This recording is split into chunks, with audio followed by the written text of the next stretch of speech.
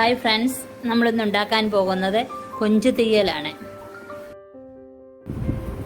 ഇനി നമുക്ക് ഉണ്ടാക്കുന്ന വിധം. വലിയ കൊഞ്ച് 1/2 കിലോ കൊഞ്ചാണ്. അത് അഴുക്കെല്ലാം കളഞ്ഞ് ക്ലീനാക്കി വെച്ചിരിക്കുന്നതാണ്. ഒരു 3 സവാളയും 2 ഉരുളക്കിഴങ്ങും 2 മുരിങ്ങയ്ക്കായും കൂടെ അരിഞ്ഞെടുത്തിട്ടുണ്ട്. പിന്നെ ഒരു 3 തക്കാളിയും ആവശ്യത്തിന് കറിവേപ്പിലയും.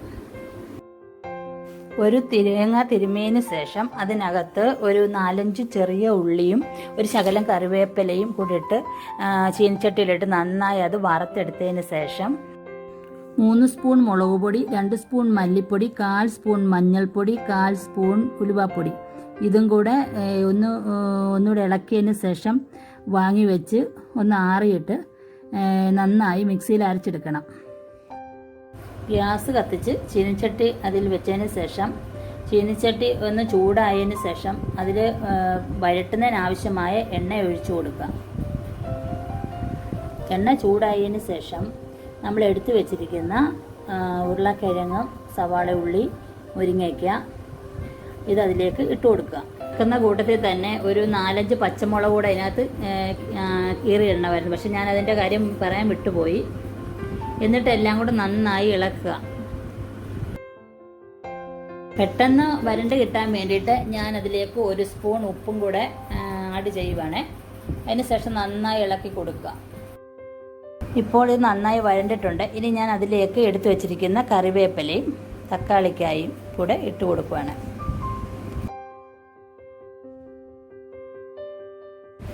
തക്കാളിക്കായും എല്ലാം കൂടെ നന്നായി ഒന്ന് വഴറ്റിയെടുക്കുക.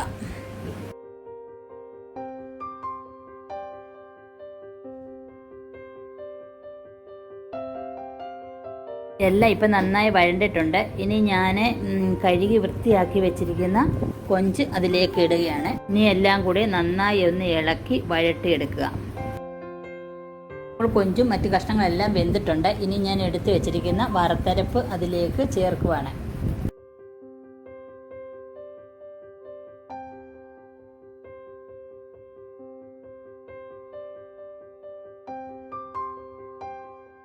ഇനി നമുക്ക് കറിക്ക് ആവശ്യമുള്ള വെള്ളവും കൂടെ ചേർത്ത് കൊടുത്ത് നന്നായി ഇളക്കിയതിന് ശേഷം അടച്ച് വെക്കാം.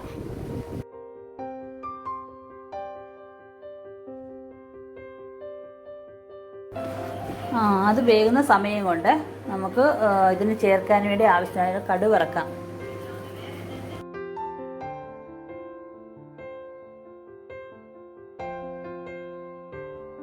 ഇപ്പോൾ കറി വെന്തിട്ടുണ്ട്. ഗ്യാസ് അണച്ചതിന് ശേഷം കടുക് വറുത്ത് വെച്ചിരിക്കുന്നത് നമുക്കതിലേക്ക് ഒഴിച്ച് ഒരു സെർവിങ് ഡിഷിലേക്ക് മാറ്റാം.